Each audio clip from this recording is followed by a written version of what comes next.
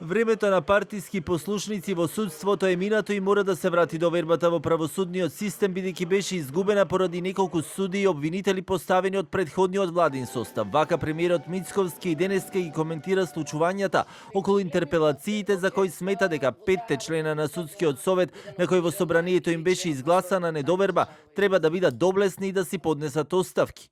Има и такви кои што останаа да бидат партиски измеќари и кои што ценат дека кога ќе облечат токата наместо да заборават на партиските привилегии и оние кои што ги предложиле таму, тие се уште се верни слуги на истите кои што на времето бидејќи такви се законите и процедурите ги предложиле да бидат таму каде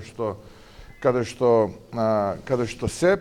Дека случувањата на тема интерпелации ги следи одблизу, рече и амбасадорката на САД во земјата Анџела Агелер, која посочи дека ваквите процеси мора да се водат внимателно и согласно уставот и законите. Не може да ги коментирам, ги следиме одблиску процесите и процедурата во собранието исто и нивните изјави.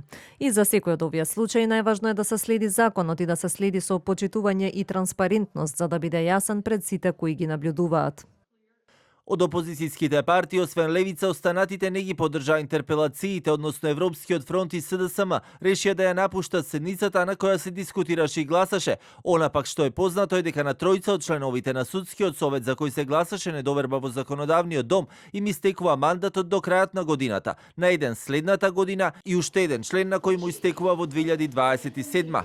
Најрано завршува мандатот на двајца кои се бираат по предлог на претседателот на државата. Во јули годинава завршува мандатот на Милјази Мустафа, кој е избран во јули 2019 година, а во декември на Весна Дамева, избрана во декември 2019. До крајот на годината завршува мандатот на Селим Адеми, кој беше именуван во декември 2019. На Павлина Црвенковска мандатот и завршува следната година во декември, а Тања Чачарова Илиевска во декември 2027.